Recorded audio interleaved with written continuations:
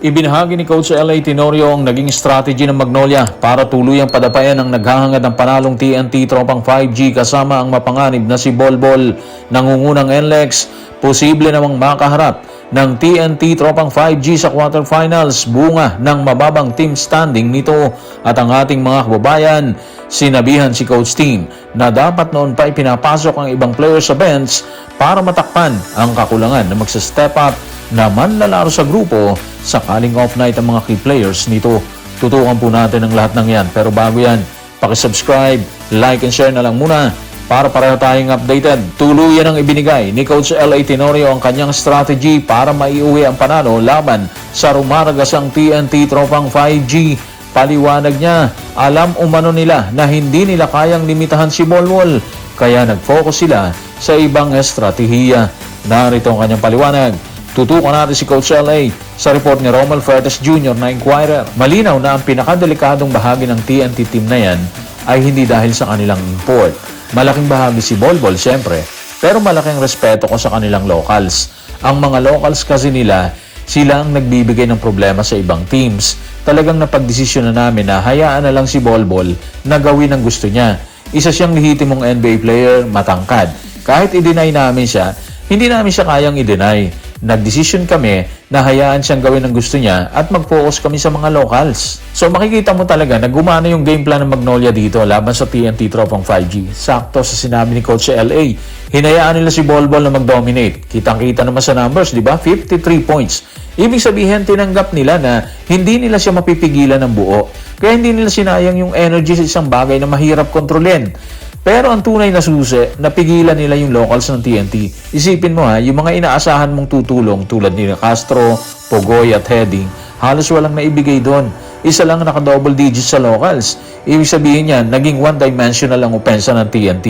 Kahit gaano kalakas si Bolbol mga ka-playoffs, wala siyang sapat na suporta, walang machinery, di ba? Mas nagiging predictable yung atake nila. Dito mo makikita yung lalim ng strategy. Hindi nila pinigilan ng pinakamalakas dyan.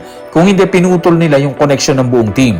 Sa basketball, mga ka-playoffs, mas delikado ang 5 players na sabay-sabay gumagana. Kumpara sa isang superstar lang, di ba? Kaya kahit nag-explode si Bolbol, hindi yun sapat para manalo kasi nga na-neutralize ang kabuuang sistema ng TNT dun eh. Sa kabuuan, ito yung perpektong halimbawa ng pick your poison na strategy. Pumili yung Magnolia kung saan sila tatanggap ng damage at tiniyak nilang doon sa mas manageable na bahagi. At sa resulta, napatunayan na mas effective minsan na kontrolin yung team kaysa subukang pigilan yung unstoppable na player katulad ni Bolbol. Sa ngayon ay may kampadang 6-5 ang TNT Tropang 5G ni Coach Chot Reyes, kartada na posibleng maglagay sa kanila sa ika-8 pwesto sa pagpasok ng quarterfinals. Ika-8 na posibleng makaharap ang nangungunang koponan. Kaya naman malinaw, posibleng NLEX ang makasagupa ng grupo. Narito ang report. Tutukan natin ang report ni Olmin Leyva sa Philstar. Nanalo na ang NLEX Road Warriors sa kanilang huling 5 laro upang makabuo ng momentum papasok sa quarterfinals, kung saan sisikapin nilang sulitin ang kanilang win-once advantage laban sa number 8 team upang makausad. Maganda yung momentum ng NLEX Road Warriors ngayon mga playoffs. 5 sunod na panalo kasi di ba?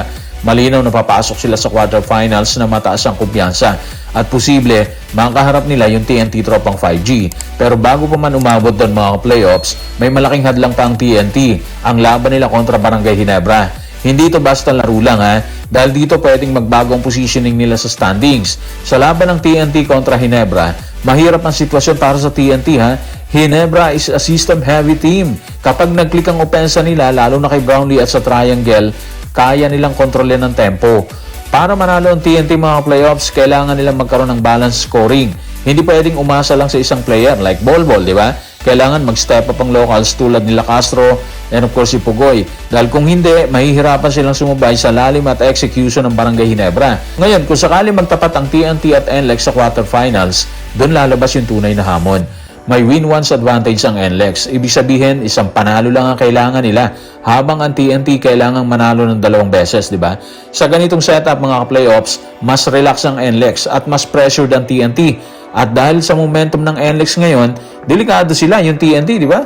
Buo yung kumpiyansa at malinaw yung sistema nila ng NLEX Road Warriors. Sa kabuuan, hindi imposible na magharap ang TNT at NLEX sa quarters kahit hindi pa tapos ang eliminations.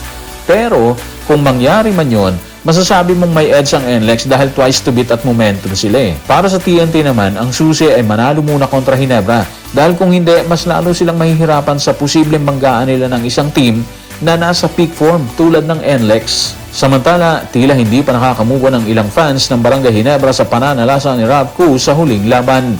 Kaya paliwanag nila, dapat umanong matagal nang binigyan ni Coach Tim ng playing time ang ibang players. Narito ang kanilang pahayag. Tutukan natin si Anonymous sa comment section ng Playoffs sa Playoffs YouTube channel. Dapat nung pag ginawa ni Coach Tim Koo na lahat ng player niya, binigyan niya ng playing time. May time talaga yung key player mo off night. May point siya doon ha, pero hindi ganun kasimple yung sitwasyon ni Coach Tim sa Barangay Ginebra mga ka-playoffs eh.